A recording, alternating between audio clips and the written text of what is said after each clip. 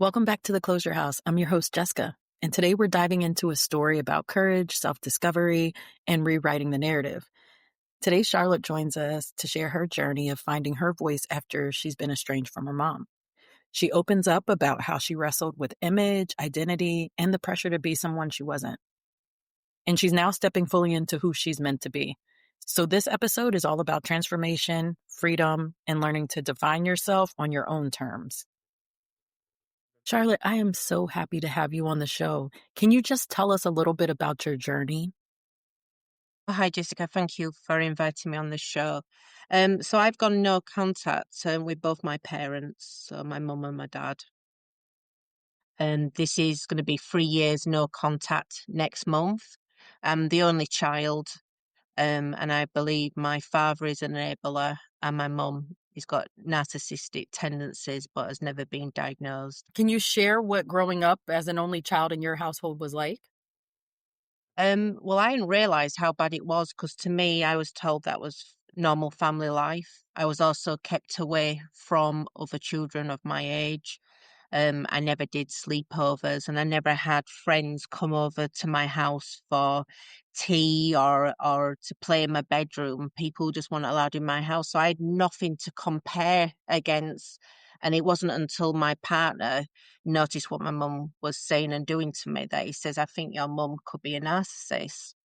And I hadn't even really heard about it. Straight away, I was on my phone Googling away.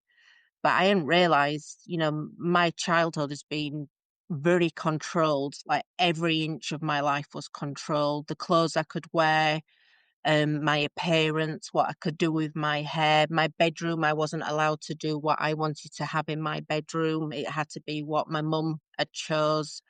Um, I did a lot of triangulation, so it was always mum and dad against me. My dad used to bring me back in arguments and say, well, you know what she's like. Just say you're sorry and it'll be all right. But it never was. And it wasn't until I went no contact that I realized what my dad was. And I think that probably more broke my heart than what my mum did to me because my dad should have stopped the abuse. He had the situation to do so because he has the money. He's an adult, and as a child, you have no say with anything. So my mum used a lot of threatening me all the time, threatening to kick me out. And this was under the age of 10.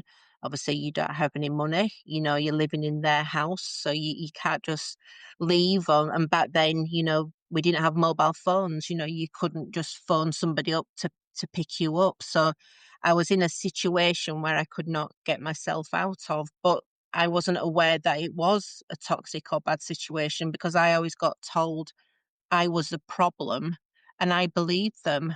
So then I had a lot of self-hate. Absolutely hated myself. I've had depression most of my life. I started with an eating disorder when I was probably about 12 years old. And I've had that for 35 years. What led up to it? I think it was the only thing I could control in my life, that I could control my appearance and control me. So I ended up starving myself. I'd gone from one extreme to another because I did that for say probably the first 10 years of when I started from the age of about 12, and I ended up getting treatment in hospital. And I always remember, I think my last treatment, I think, was after the age of 18. And I always remember coming home from it. My mum was waiting for me and she straight away pounced on me and said, oh, I phoned your doctor up and there's nothing wrong with you. You're doing this for attention seeking. Now, I'm from the UK and I don't know if it's the same for yourself, but over the age of 18, no one is allowed to have access of your medical records. So I said straight away that she was lying. And straight away she says, oh no, well, I'm allowed to speak to your doctor. And I did kind of believe her at the time, but rather than going, I'm so sorry this is happening to you, let's help you, let's get it sorted out, I was more shamed and guilt ridden. And then that eating situation turned into comfort eating. And that's what I've done for, like 20 plus years since. And I only stopped doing that when I went no contact because I kind of realized I'm not the problem. I don't have to hate myself. I don't have to feel that self shame anymore because my mum hated me the size I was because I got pretty massive. And I was always put down and said that I was going to die because I was overweight. Yeah, and I saw, like, one of the things you were talking about was being belittled and, like, controlled by them, so this became an outlet where you could control yourself even if everybody felt like it was out of control. Absolutely. That's not easy. At what point did you notice, the control from your mom? I think I've always noticed it, but I wasn't aware of how bad it was because it's your mum. You kind of believe what she says. So if I tried, an experiment with a hair color and she said I look cheap and trashy, I believed that I did look cheap and trashy. So straight away, I listened to what she said and I wouldn't experiment because of that. So then that was a way of her controlling me. Because if I ever tried to fight against it or say, I'd love, because I was really into hair and makeup as a teenager, as most people are, and fashions. And, if I was going out on a night out, it was always, you look makeup's too heavy. I don't like your clothes. You look like a prostitute. So it was always kind of shame, negativity, putting me down rather than just being happy for me. And same into my adult life as well. If I bought something new, the envy in her face, and then she would call it a cheap old thing. And do I need that? She used to do this kind of like a kiddie voice of, oh, do I need that? And then next time I saw her, she had the same thing. But ironically, her mum, which is my grandma, did exactly the same with her. And even my mum hated that everything my mum bought, my grandma did exactly the same. And it was kind of like it hasn't changed. It was like my mum didn't get what she was doing, even though she was repeating that pattern.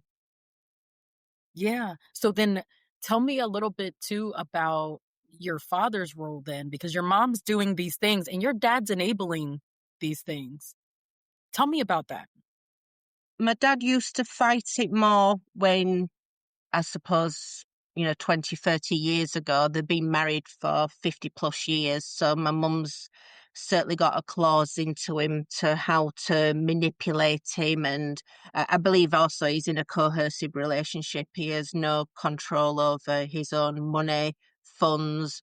Um, he has hand me downs in mobile phones. Like she'll get the brand new up to minute phone and he'll get the old phone what you've got to charge it up every 2 minutes because the battery is dead on it.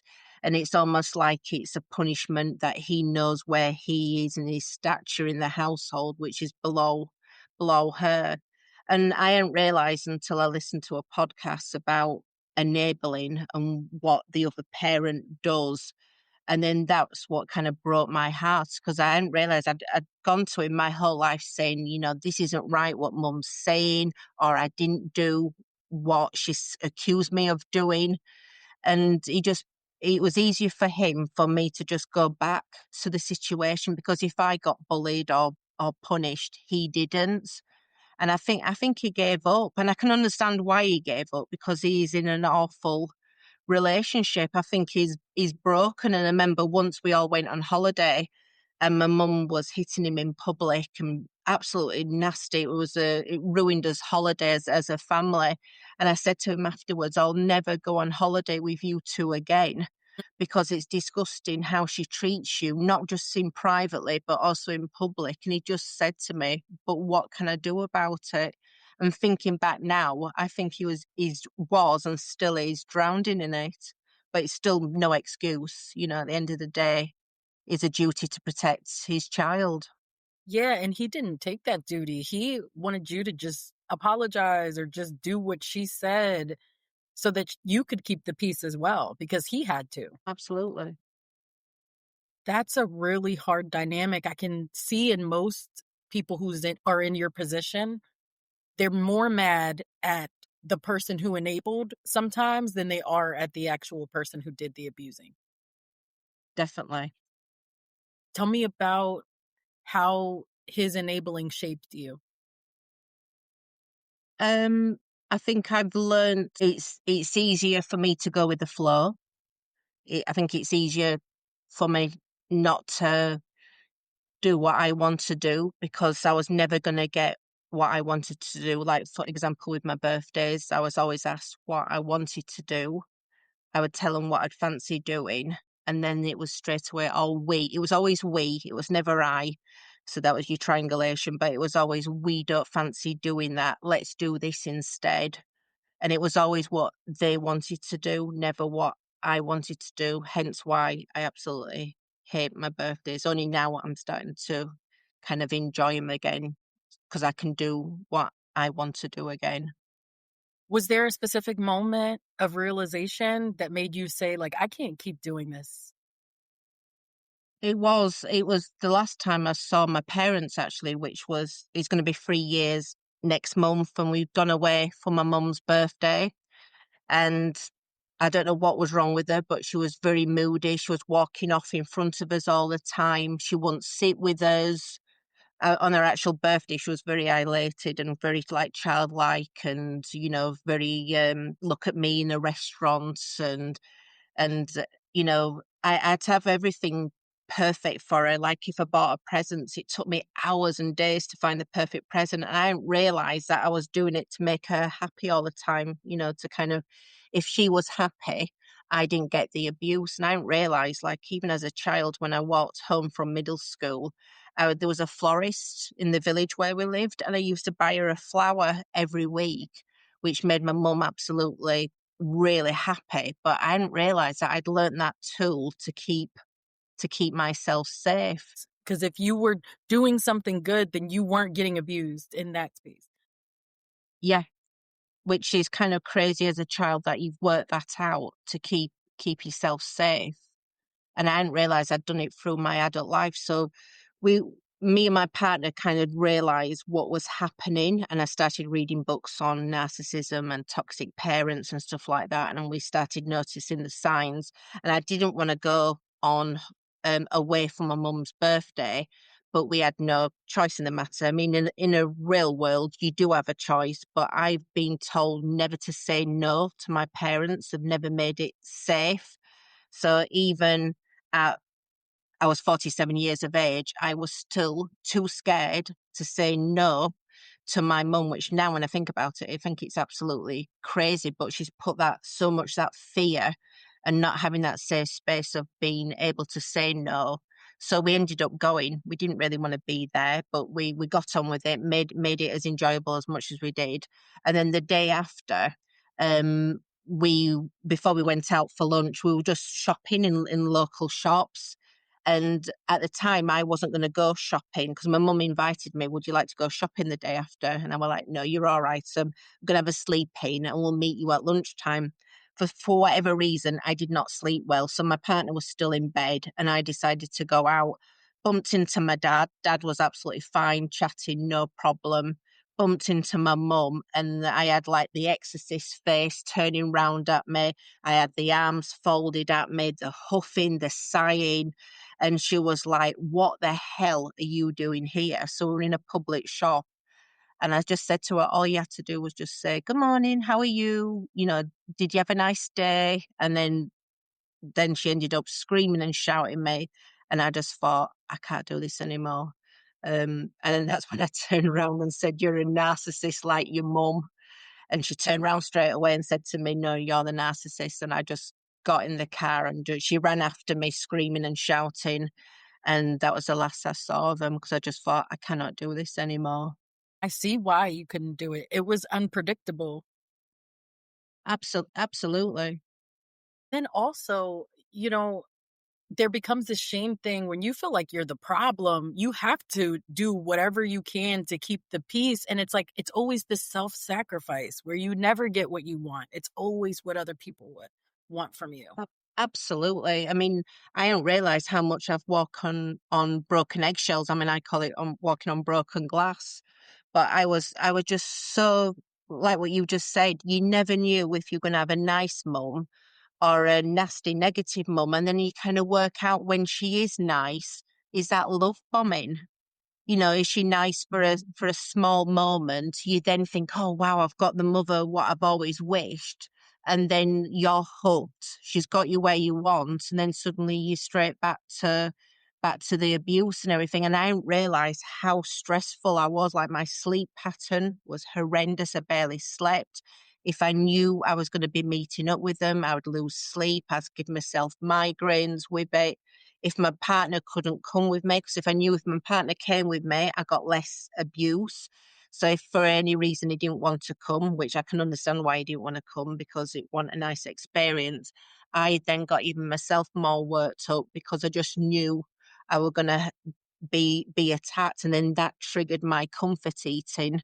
That after meeting them, I would just comfort eating because I needed to kind of calm myself down again, and I was just spiraling, going round in circles. But yeah, did not enjoy meeting them at all. I was just, I don't know. You learn as a child to analyze. I think you did a video on this recently, analyzing everything. Like how they breathe, how the tone of the voice, the body language, absolutely everything.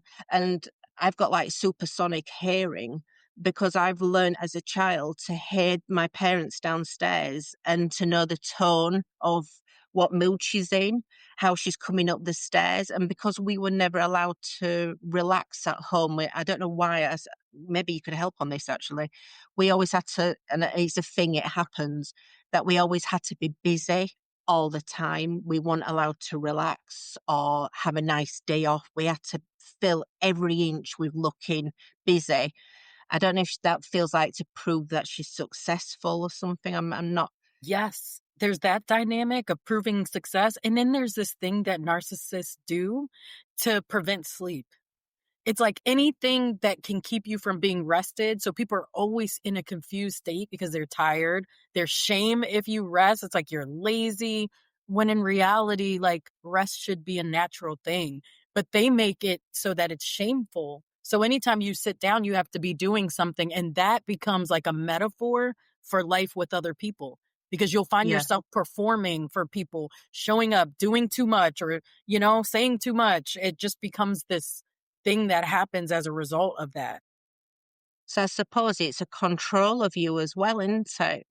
Yes, because if you feel bad for sitting down for a second and taking care of yourself, then you'll be giving it to them. You're doing it for Yeah. them. And this is why I struggle to this day that I've only just started in the last probably 8 months that I've actually had a day of watching TV all day. It's still a bit scary. Like my brain is absolutely whirling, and I feel like I need to do this and need to do that. But I'm slowly getting into a situation that I can actually relax and kind of switch off because we just had to prove how busy we were all the time. And I think it's kind of crazy when you think that you're hearing your mum come upstairs and it could have been a day off from work or school. And then suddenly I had to pick up a cloth and straight away I'm cleaning in my bedroom when she opens the door. It's almost like you're running to attention to prove how worthy and how busy you are. And then think about unhealthy patterns like when you're comfort eating and like you overeat something and then you're hiding the Yeah, wrapper, right? So that yeah, nobody knows that same yeah. shame, it's playing on the same level. It's the same thing. Really? Yeah. So if you're eating, like, let's say it's M&Ms or something, that Yeah, forbidden yeah. foods or whatever, and then you hide the wrapper so that nobody knows you ate it. And then now your mom's coming in and you have to pretend that you were doing something because the body's tired. And it's just like, Yeah, let me sit down for a second, but you can't because now she's coming and she's going to judge you sitting down. So now yeah. you have to get up and be doing something, but it shows you that your value is only good when you're doing something. That's it. That's the only time you're valuable. That makes complete and utter sense because I also used to eat secretly. So, like, even when we weren't living together, as soon as he went home, I was straight in the fridge or ordering a takeaway or something, because I did feel the shame with it as well. But yeah, that makes absolute, because I like to analyze and work things out, and I couldn't work that out. And that just absolutely hits the nail on the head. It's so complex. So when you meet people and they're like, that's your mom, you need to talk to her because she's your mom. That's what this whole podcast is about. It's like Yeah, who people are in your lives is not determinative of what their title is. It's determined by how you're treated because you deserve to be treated well, yeah, regardless. makes absolute sense. Yeah, it's kind of crazy actually. Is that how much you self punish yourself when you're not actually realizing it's not a you thing. It is definitely a them thing, and but also your coping mechanisms and strategies, what you've learned to keep yourself safe as well. So I see the most healing in people who decide I'm going to sit down. I'm going to binge watch a show all weekend. Think about it this way too. It's like she's controlling you and this is abuse, emotional, verbal, everything. And so after she's out of the picture, you're still continuing everything she's taught you because that's how conditioning works. So now if you want to heal, it's just going against all those things. It's like, are these true for me still? Like, do Yeah, I still feel lazy if I sit here? Because, lazy people don't care if their house is a mess. They're yeah, lazy. So if you yeah. sit down, you're not lazy. Yeah, yeah, because I was always called lazy and bone idle. So, that's and as well, I don't know why, but maybe it's as I'm doing a good thing for my mum, but I also find cleaning relaxing. When I do it, I feel kind of calm with it, even though I hate cleaning. 'Cause who does like cleaning? Nobody. Yeah, but once that house is clean, if she comes home, you're going to be more likely to be not abused. Yeah, You see but what I then mean? but then that goalpost is always moved forward because I could spend like 10 hours cleaning one room and she would still find a problem with it. There'd be an area what I missed or it wouldn't be up to your standard. So it was something what you're never gonna please or make her happy because it was never ever good enough. Yeah, but it's closer to what she wants. So, like, if it's a mess when she comes home, she's definitely gonna be upset, but if I it's like I have to at least try, and that's what I see people doing.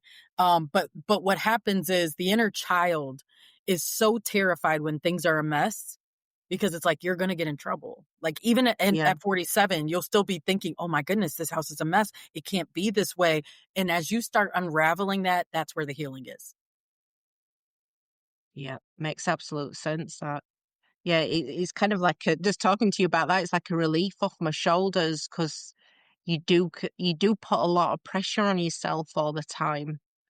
And like you say, it's hard fighting it because, like now since going no contact, I'm kind of discovering who I am as a person. I don't really know. I know what my mum wanted me to be, but I'm relearning, my appearance. Like I was never allowed color in my hair. Now I've got pink and purple in my hair. I wasn't, I think I would have been a goth, but I wasn't, I wouldn't have been allowed to. And I'm kind of discovering my hobbies and my interests. But like, if you ask me who I am, it just goes blank.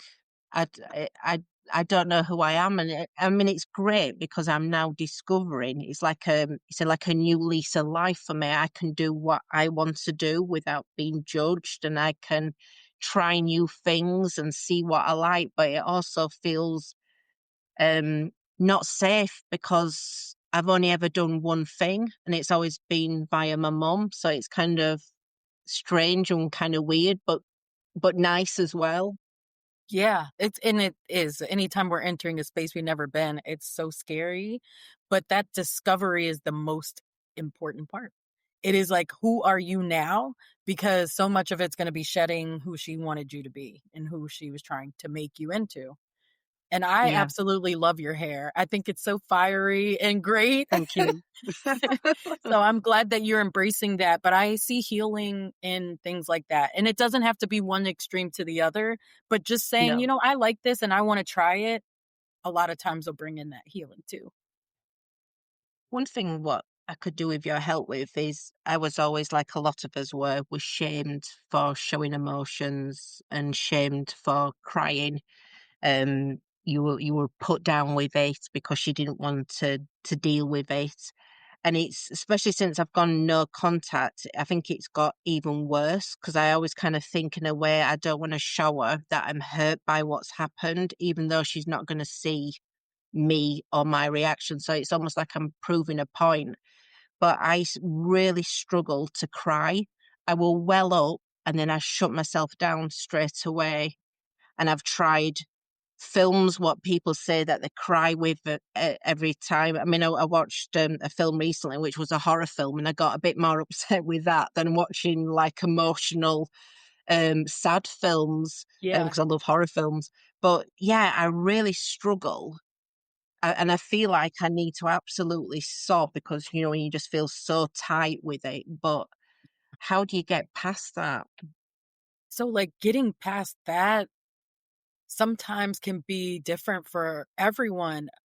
Maybe having a little bit more understanding of how she handled your crying as a child would be helpful. Like, what did she do if something happened in childhood and you were crying? She would kind of belittle me and mock me. So she would say that if I was kind of wailing, she'd call it a letterbox mouth. So it's like the shape of a letterbox, like rectangle. And then she would be like, "Oh, boo hoo, look at you crying again." So it was a lot of mockery of it. And I didn't get that support what I needed, or that caring love embrace, or the comfort what I was probably looking for. And I think I probably learned to kind of shut myself down and not show my emotions. So I feel I'm very, like, I mean, I'm doing it more now, but I never used to use my hands when in conversation, and my face doesn't show much emotion. While since I've got no contact, I'm doing a lot more emotions because I think I've been like a statue to just learn not to get attacked. Everything you learned was all protection because it's being judged. So, those are still Yeah, things you can control. But when it comes to the crying, it becomes repeating the same pattern. It's like in childhood, I couldn't cry because it wasn't safe. And now, if I cry, it's almost like she wins. And once you break those chains, it'll be easier to cry. I always tell people, like, even if you have to have like a shower, a candle, sad music, something, you want to try to cry if you can, realizing yeah, she's not controlling you. But if you don't cry, it'll come out as something else. yeah, So then I see people get sick or I see them be irritable. yeah. No, thank you for that. I need a punch bag. Do some box. That would be great. We have a rage room here in America. I don't know if you guys have that where you can go break stuff. Okay. Yeah, it's just actually cut out. Do you know, I really fancy doing that. Yeah, stuff like that will get the energy. Just imagine the emotions are energy, it'll get them out. But Yeah, if you don't get them out, that's when I see people suffer the most because it will show up in your body somehow. yeah. That's because I suppose it can affect your health, which it can be in high cortisol levels anyway, can't it? With just abuse, childhood abuse itself. Yeah, what do you think is the hardest thing that you've had to work through that she's said to you? Mm.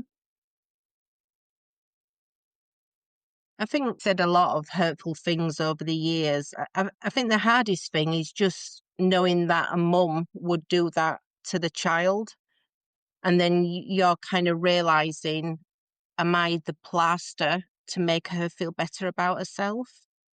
I think often she's not maternal, and I think, you know, when she had me, it was in the 70s, and I think it was very much expected that young married couples had to have children. And I think also she thought as well that she'd get unconditional love from a child. And it didn't work that way. And generally it doesn't work that way because a child has its own needs. But I think that's the biggest thing what's broke my heart, that because I see it as normal. Why would a parent do that to a child? Yeah. With narcissism, it's really tough. And so many things that you've said have pointed to narcissism, even just on a diagnostic level, right? Yeah, But one of the things that happens with your like emotions is it becomes an inconvenience. So like if you fall and scrape your knee or if you're hurt or you're emotionally hurt, it's an inconvenience to them because it's not yeah, about them. So that's what you start to learn. You start giving up everything of yourself for them so they feel yeah, better. That's why narcissists feed off of people. It's like a supply where they just get all their energy from other people because they really don't have a personality of their own either. So I'm so excited that you're like, I'm trying to find my identity. Like, who am I now? What do I like? Because they stripped that away from you. Absolutely. And I didn't realize how much it had been stripped away. You know, when you speak to like friends and they, oh, like my partner, oh, he was allowed to paint his room black, put posters on the wall, and I was just like, I was absolutely shocked.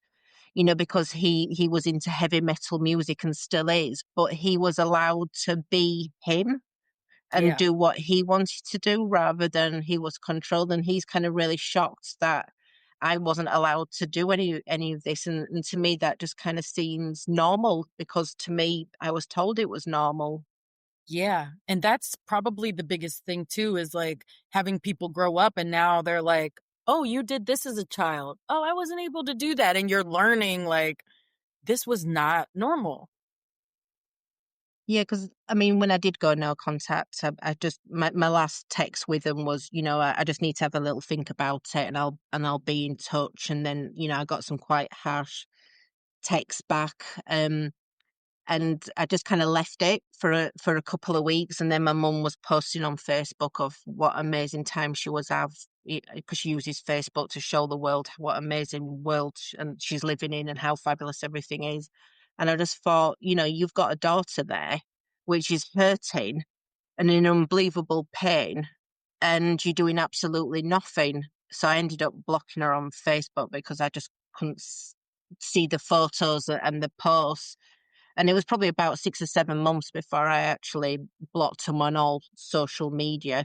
But they didn't bother. And I think that's what's kind of hurt me as well. They've abandoned me.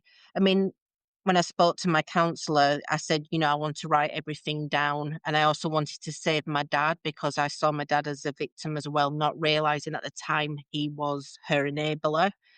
And this, you know, my counselor said, write everything down, but do not give it to him because it'll be used against you. And I couldn't get that because, you know, in my head, I was like, I've got to tell them because if somebody hurts you, you would be like, do you know what? I am so sorry. I'm sorry that I made you feel like this. Let me change it. So that's how I would see how normal people would go. But my counselor said, no, it'll be used against you. The feed off information.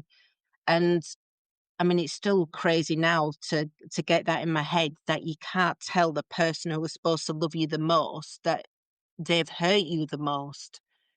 And I still, you know, and I keep doing. I've still got the letter on my phone, you know, and I said to my partner, I've got to send it. I've got to send it for him to understand. They've got to realize how I'm feeling. And I think, in a way, I'm glad I haven't because I do know people who have done that, and it's been horrendous for them. But I do kind of think, in a way, she doesn't know why I've got no contact. And when met up with her brother and her wife, who we get on really well, they thought we were sulking and that we'd fallen out. And I explained, me and my partner, we met up for lunch and we explained the whole situation. It was quite amazing, actually. We were all crying. We were all, you know, they just hugged me and I got a really good reaction because not everybody gets good reactions because they were shocked with it. You know, I don't think he was expecting his sister to be doing this, and narcissists are renowned for lying and telling what they wanted to tell her brother. But I do struggle with that, not telling him. And I kind of, I suppose it's part of overthinking, which is another thing what we all do to prepare ourselves and make ourselves safe. But I do still, even 3 years on, I still overthink that I should have told her.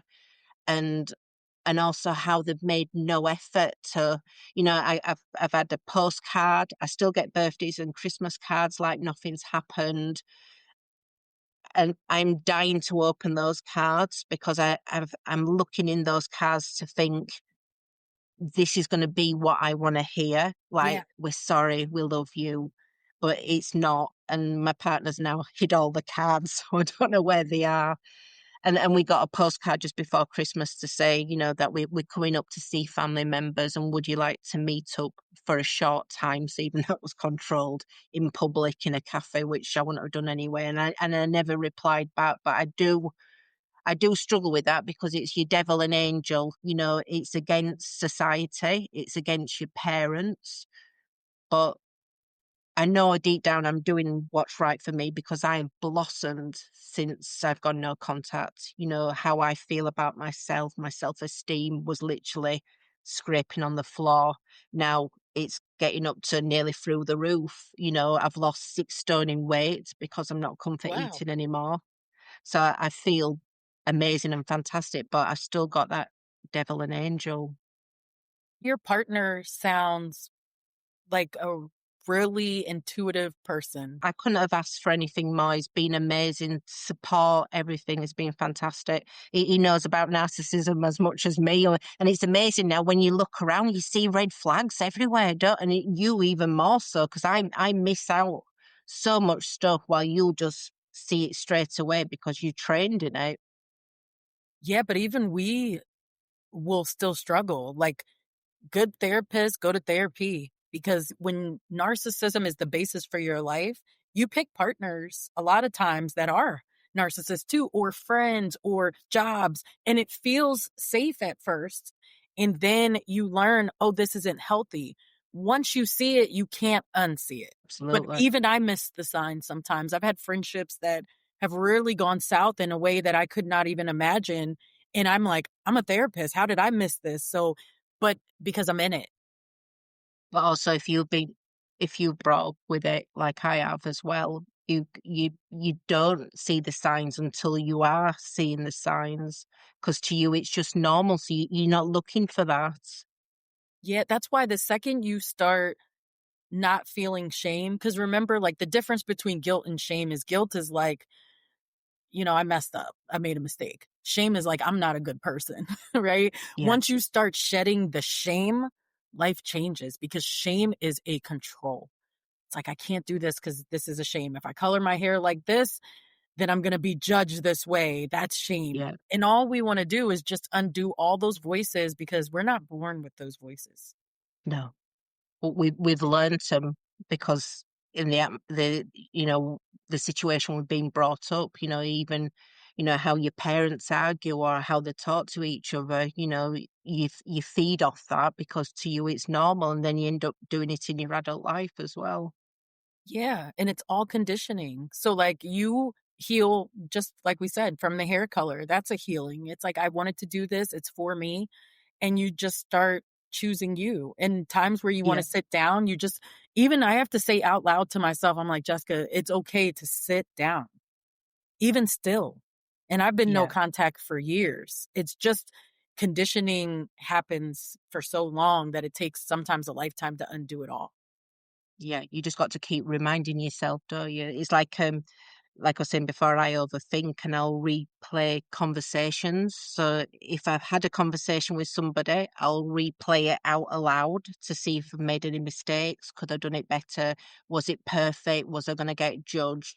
And I've already had that conversation, so I can't change it, but I straight away go into doing it. And now I've realized I'm doing it. I'm like, well, stop. You're doing it again. What's happened is happened. If they're gonna, it's like my partner said, if they're gonna judge you, that's a them thing, not a you thing.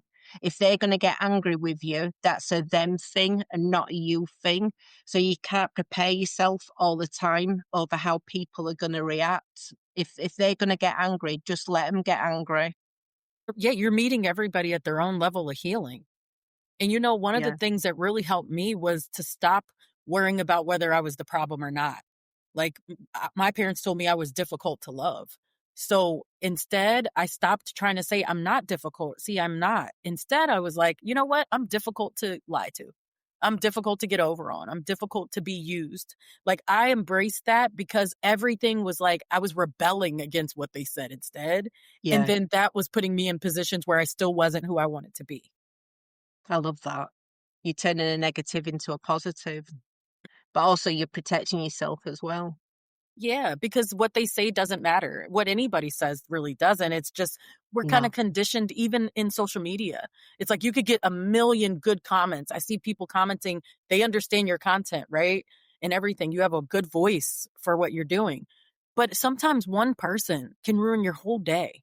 because they'll say something negative and it's like you start questioning, am I doing the right thing? Should I be doing content? Like all of those things, just that one comment. So you take your life back by just not caring about what people think about you and just Yeah. doing your own thing. Once you know who you are, it's easier to fall in love with yourself, good or bad things. Yeah, no, absolutely. It is so true that, like you say, you just see one nasty comment and it does ruin your day when you're not hearing all the hundreds and thousands of, nice comments or somebody you bump into is in really moody. I think we so learned to take it to heart, and that I've learned at school to people please, and I've learned how I can make people laugh and smile. And I suppose it's a bit, I don't know what the words, not grandeur, but know that I can automatically do that to people and make people, like if I do a job interview, I'm really good in them because I can get them to smile and laugh and have a bit of fun in it. But I've learned that I can do that, and it's not something what I should be really proud of in a way. But I suppose it's a coping mechanism what I've learned to keep myself safe. Yeah. And so remember, like you're growing up seeing all this manipulation, but the opposite healthy side of that is like being resourceful. So like you learned to buy the flour, right? And it's like anybody can say that was a negative situation, but it kept you safe. So you're resourceful. It's you're not using it for bad to hurt people or to get over on them or try to con them into liking you. You're using it because it's helpful, it works.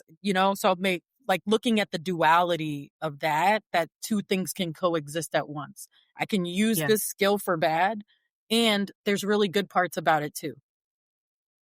Have you accepted who your parents are, and in a way you know that you can't change them? Because I suppose I don't know how long you've been no contact, but you've probably been on a lot longer healing journey than me, and you go through so many different stages. And I think you still I'm still kind of thinking things will get better, things will improve. And I'm determined not to go no contact because I've known people who have done that and it's even worse for them.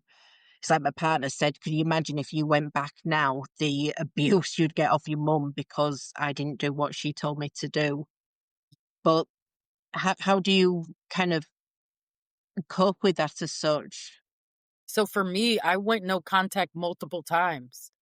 And then in 2020, I had something major happen where it was just the last straw for me. And honestly, it wasn't the most major thing that's ever happened in the relationship either. It was No, just the last straw.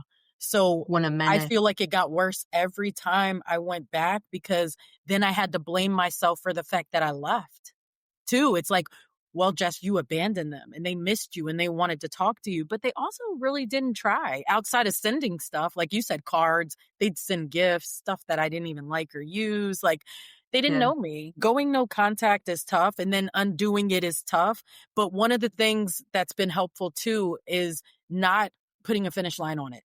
Like I don't say I'll never talk to them again because I yeah, don't know. I just know I'm no, not there now or anytime soon, right? But I can't say I would never ever talk to them again. Some people yeah, do, and then when they talk to them, they feel betrayed.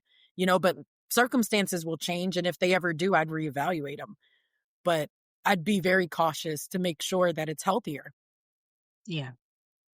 It's putting in those boundaries, isn't it? Which I don't know if you were the same, but my boundaries were bulldozed, and I didn't realize what my boundaries were as well. When I said no, I didn't want to, I didn't, to me, it was just like you say no because you don't want to do it. I wasn't aware that that was actually a boundary which somebody should respect and understand the reason why.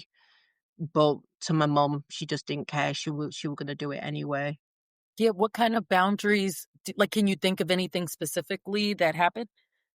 Yeah, so for example, because I had an eating disorder and low self-esteem, I hated the way I looked, and I also hated getting photographs taken from my mum because she used to belittle me and mock me if it wasn't the perfect photographs because she wanted it to show to people, her amazing family.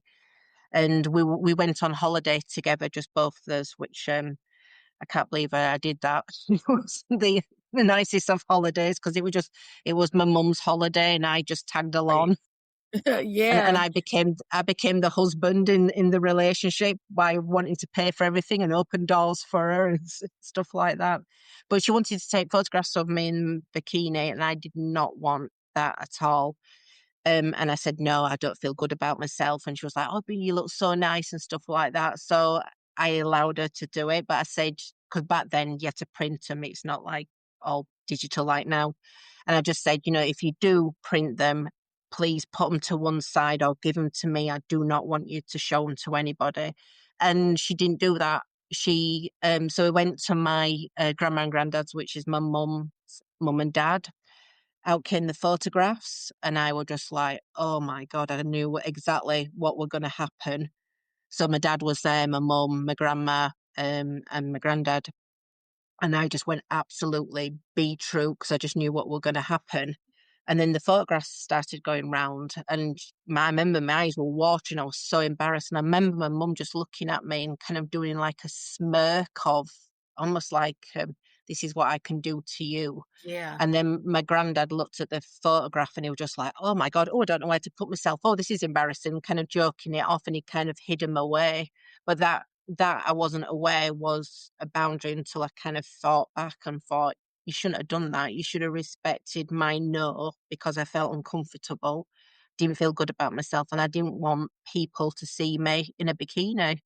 Yeah. And you see how, like, she spent time building you up in that space to be like, you look good, you look great, and then pulls the rug out from under you. And it's Yeah. like the one of the biggest things that you've had to control in your life is around food and eating and how you feel about your body. And that's what she decided to play on. You know, it's they love having control over things that you're insecure about. Just to make them feel better about themselves. Yeah, but it's also knowing that they can hurt you because they get pleasure in hurting. Because remember, people who are actual textbook narcissists, they don't have empathy. So they can't relate to you being sad about it. Like I said, they can't help you through your feelings. And to see you squirm or feel embarrassed and shame, it just fuels what they're already trying to do. And it keeps you in a space where you can be controlled. Because if you don't care about your weight, she can't control you by it.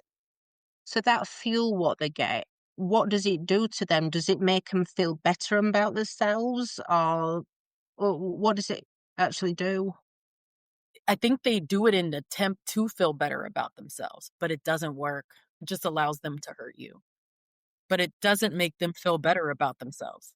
It's crazy, the control. Like my mum's control was ridiculous. It was like everything in the house was controlled, how everything had a place, almost like tidying. I don't know what you call it, but everything had to be perfect in a place and for it, and it was a way of control. But I was, so you think about of stuff, and I was just thinking, did did that actually make her feel happy, or did it just give her some control in her life where she doesn't feel happy or having control? Yeah, just control. That's pretty much it. They're hollow. They don't feel anything. And they don't care how they make you feel. In fact, sometimes they get pleasure. It's just short term out of making you feel bad. But it doesn't make them feel better about themselves. So this is why it's continuous, because they're not getting that satisfaction. Like if you have a nice meal and you feel full and you're satisfied, that's it. Well, with them, it's just endless hunger, isn't Right. it? It's like a black hole. So they feed off of people and supplies. So if you exit, they'll find new supplies and ways. And one thing, she is a built in supply because she's your dad and he's an Yeah. enabler. So she's constantly getting filled up by what she can take from him, control him with, talk to him, and he takes it and he just stays. Yeah, because when I did go no contact, I was contemplating texting my dad to say, that we could still have a relationship, and my dad made no response. He never even, he had the opportunity to text me to see, are you all right? Because obviously my mum told my dad what had happened with the argument and that I walked away. But also, I have no idea what she really told. She could have laid on many layers onto it, and I could have verbally or said that I hit her in public. You've no idea because they're renowned for lying. But I think that's another thing what makes my sad is that my dad could have secretly text me, but I think he's so scared of her, he'll never do that, which is sad because I've lost a father as well, not just a mother.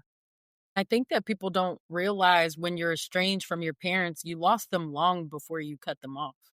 You know, they're not there for you emotionally. They don't fulfill any needs. It's like they are really usually the root cause of why people hate themselves. So having to actually let them go just feels like you already kind of have in a way, but you get to save yourself though.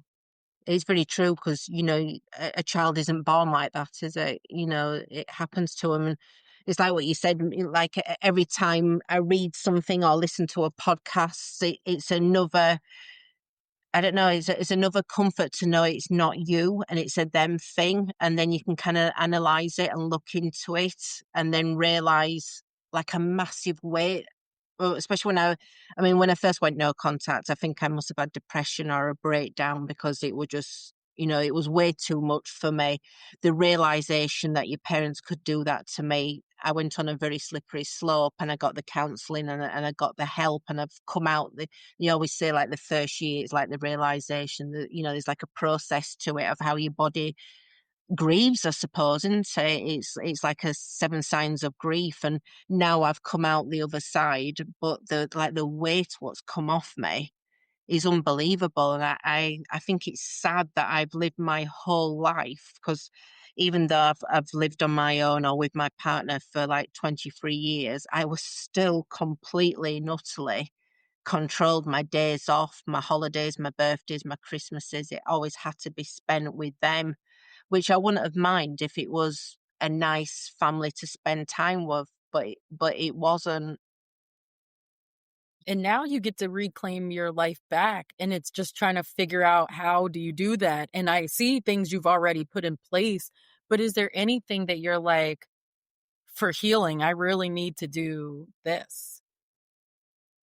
I think the biggest thing I struggle with is emotions, and I don't mean just crying, because like we said before, I've had to hold all my emotions back. So, like if you ask me how I feel at the moment, I can describe, but I can't say how I actually feel.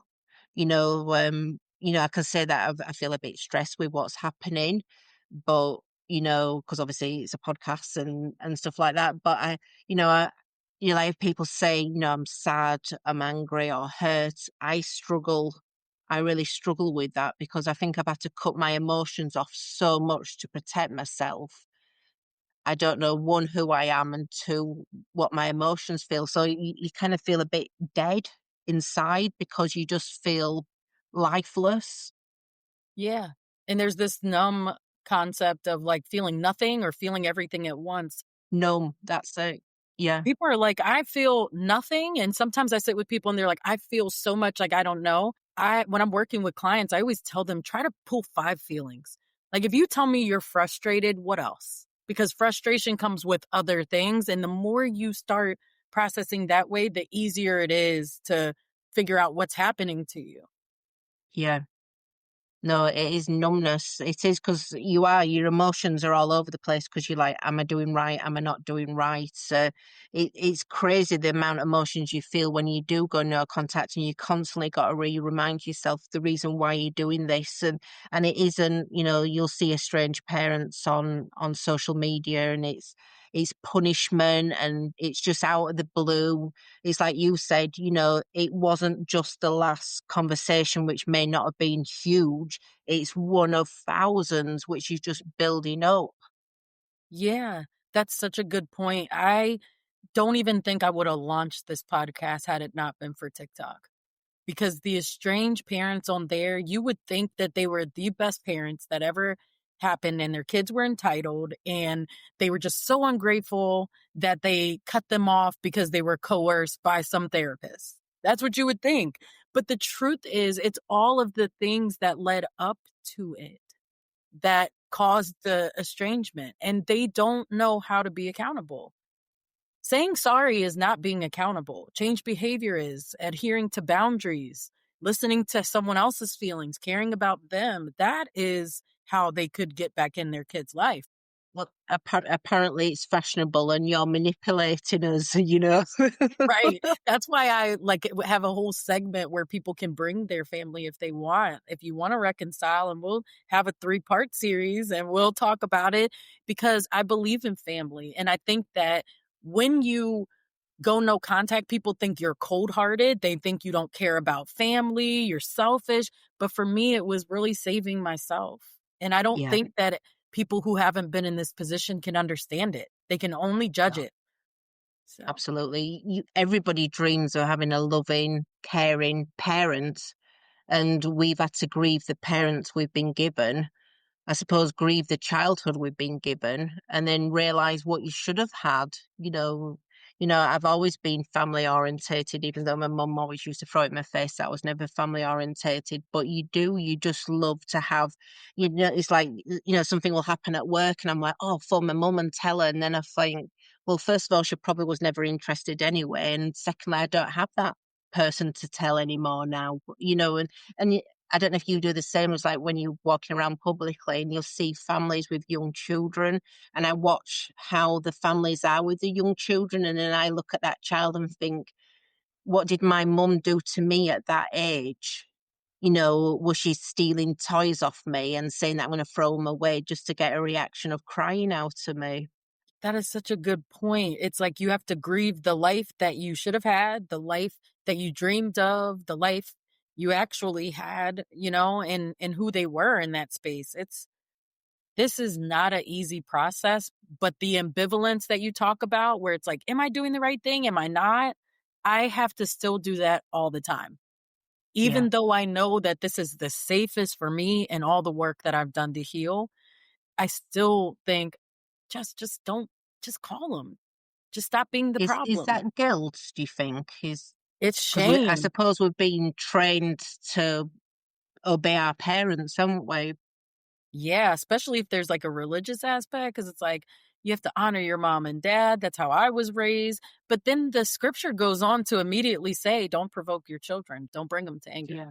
But we don't talk about that. We only talk about the parents and like what you owe them as a person. And now I just don't believe that kids owe their parents anything. Is it Doorstop Mum, who's a renowned narcissist on TikTok, and how she's done videos of children owe you absolutely everything. And yes, I decided to bring you in the world, but you do owe us. And it's kind of crazy. And also, it's kind of crazy as well that all the toxic, estranged parents just absolutely, their all heads are shaking up and down. And yeah, absolutely Yeah. 100% agree with her. And it's just like, it's crazy how people believe in her when actually it's a red flag moment. Right.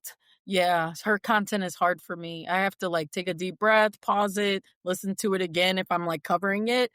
But she's the accumulation of most estranged parents online for me. They're that way. They believe their kids owe them. And I think they suffered through things too. I really do think most of them were abused and raised that way. But that makes me even more angry with them because it's like, why didn't you do better? If you knew Yeah. this did not work for you and you knew this hurt you, why didn't you do better? Why do they not realize that they're doing a repeat pattern of what happened to them? Think they were so conditioned. They didn't have the social media aspect either. Like, I know No, we didn't have the phones, right? And we didn't have the no. television stuff, all, reality TV anyway, right away. Yeah, But social I don't media. think they knew that it was wrong. And I think that loyalty was everything to them. I mean, they don't just hide like abusers that are physical, like they will hide molesters. Like they were taught that family is quiet. And Yeah. whatever's happening behind closed doors is our family, and you stick with family regardless of how they treat you. It's kind of crazy. I did a post on toxic mother-in-laws and the amount of them knowing full well that their son is beating up the wife and just saying, well, you should have been a better wife, the shaming and the guilting, but also not actually pointing out that the son is what he's doing is absolutely, if that was my son, I'd be phoning the police and frog marching him down to the police station myself. But they don't. They're taught that it's you're the problem. The person who's bringing the thing to light is the problem, not the person who's doing the harm who could stop. They're not the Yeah, problem. So in this, you'll get the most healing from just figuring out who you are and that you're not the problem. And yeah, if you struggle with that, maybe you can take the same stance where you're like, fine, I'll be the problem, and that'll be it. But nobody's going to take absolutely. advantage of me. Nobody's going to tell me about my hair and how to wear it, right? Nobody's going to tell me how to eat. Like, I'm going to take control of this food thing. Yeah. What you said there is huge, and I don't think people realize until they do go no contact, or even if they don't fully go no contact, have some form of greystoning and keeping that control away. But the realization that you're not the problem is like the biggest relief. Yeah. I've had a lot of followers saying, I've said it myself, I just wish I'd done this 30 odd years ago. But like you say, we didn't know about it back then. We didn't have the internet. We didn't have the social media. You'd have had to go to a library to get a book rather than you can order a book and get it delivered. There was none of that. And I do kind of think it's kind of sad that I do have regrets that I could have, how I feel now. I wish I'd had that my whole life. Yeah. So that's what you'll grieve, even that.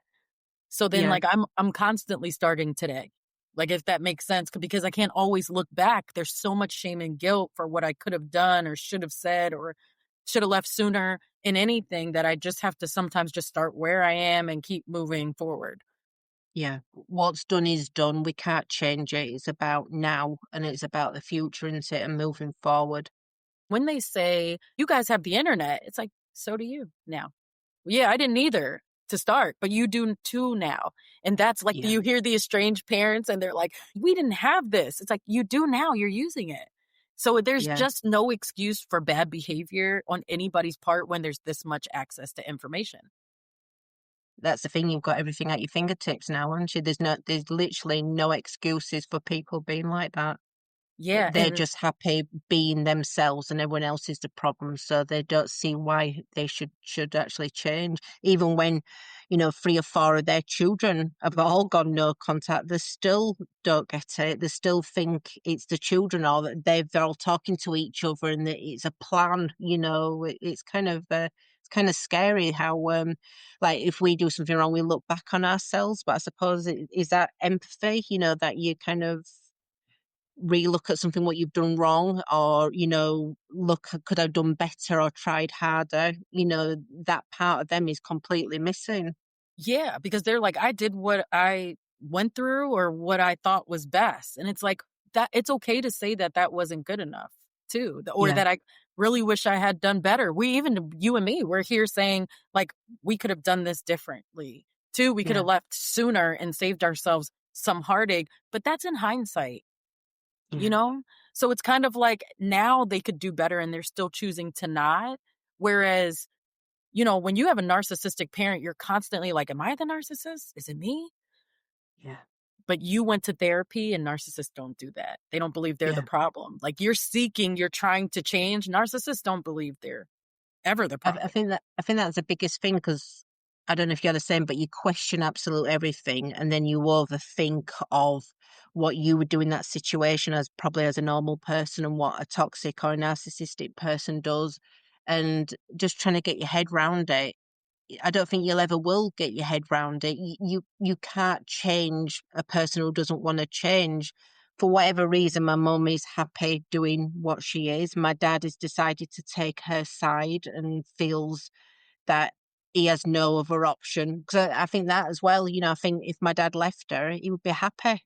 He'd be in a loving relationship, but he's gonna probably be with her until they both pass away, and he's going to be in that toxic situation. You mean he's got full alopecia, he's lost all his hair, and when you start learning about fight or flight and, walking on broken eggshells all the time and your high cortisol levels, you just know that that's affecting his health. But I know, if something happens to him, I'll get blamed for it because it'll always be me as the problem. Yeah, that's a good point. And he's choosing, and I think that on the complete opposite side, you get to choose too. You get to Yeah, choose whether you want to be subjected to abuse in any space, and nobody gets to tell you you're right or wrong. It is yeah. what feels good for you, and you'll have to learn to really trust yourself there. I always remember my counsellor saying, because obviously when you go non-contact, you're trying to save the other parent, and he just said to me, "There's help for your dad out there. There's charities. What will help him? He could go to the police because he's in a coercive relationship. And in the UK, they've just brought it out recently that it's against the law to do this now, so you can actually end up in jail with it. So there's no excuse for him being in that situation. But I think he's so like even now when I'm talking about it, I'm still trying to save him. He's so drowned in it.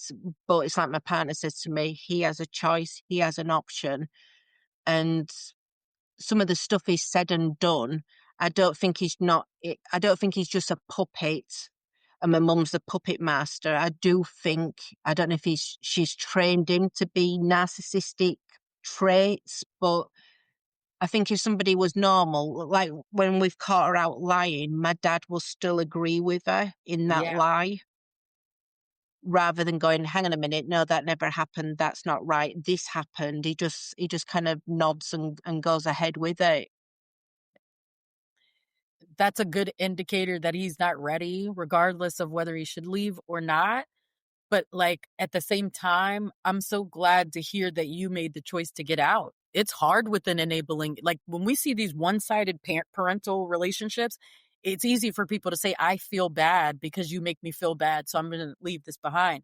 But when you have a Yeah. coercive parent like that or an enabler, they make it hard because it makes you feel like you're crazy because Yeah. they're telling you you're wrong too. It's not just one person telling Yeah. you you're wrong.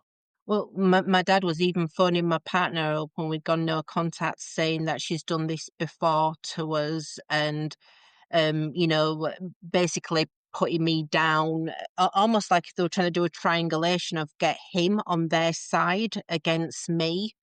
And it was good with the conversation. I mean, I wish he said a lot more than what he actually did, but he didn't. He kept very Switzerland in it with it. But yeah, it was just like, I can't believe that she's doing this to us, everything we've done for us. It was all the shame, the guilting, but not how is she? And like my partner said, she's getting counselling. She's in a bad way with this. Not, is she all right? What's happened? There was just literally no interest. It was almost like he had a script of what to say.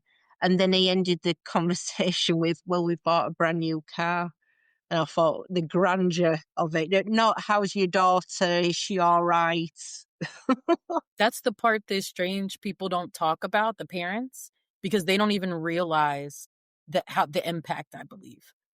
Like, they are so self-centered, all they can see is what they need and what they want, and that's it. They don't care about how you feel, how I feel, it's just about how things look maybe, or Yeah. whatever they can get out of it. I also wanted to know, for others that are listening who may feel trapped in, like, a similar dynamic, what would you want them to hear from you about your journey? I think do what's right for you. I don't get influenced by others. Because it is really hard. You'll go through grief. What it's almost like losing somebody who's still alive. But rather, if you've lost somebody, you have time off work because you have grievance to take time off. You have friends and family around you to say, are you all right? Well, with this, it's with somebody who's still living. And a lot of people don't get that. They just think, some of my friends don't get it. A lot of my friends do really get it. So the ones what don't get it, I just don't talk to them about it. But do what's right for you. You will get to a time with the situation with your family member that you just can't do it anymore.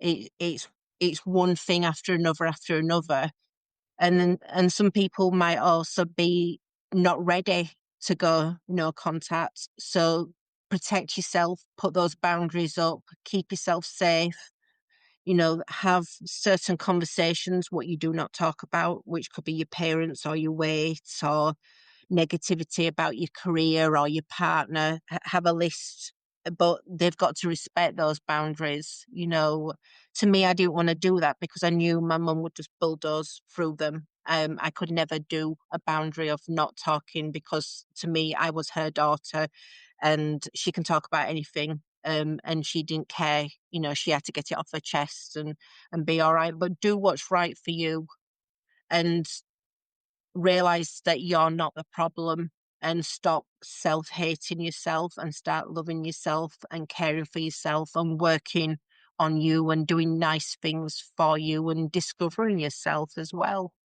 Yeah, that is great advice. And I knew when we met, I was like, this is going to be so inspiring to people who are like on the fence about it.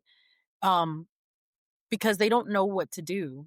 And it's like it's easy to be in a position where you're like, I'll just cut people off if that's what I have to do on the outside. But the actual work that it takes to do it is it's not at all easy. Grieving somebody who's still alive, like you mentioned. It is really hard, and you'll have society telling you that you're wrong. You'll have your own angel and devil on your shoulder telling you you're not doing it right. And you've just got to keep reminding yourself, like what you've said, the reason why you're doing this, and this is to keep you safe.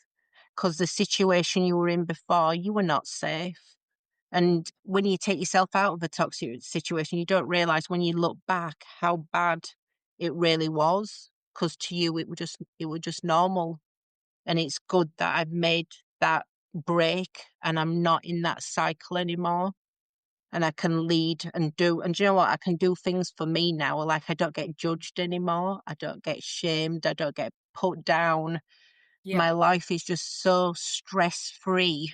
I mean, obviously, you have good days and bad days with it. It's not all plain sailing, but to what I used to be like, I feel like I'm transformed. I feel like I'm a different person. Yeah. That's really amazing. And I cannot thank you enough for being here today to talk about your story. Thank you for inviting me, and I've so much enjoyed being on here and looking at your TikTok account as well. Thank you so much.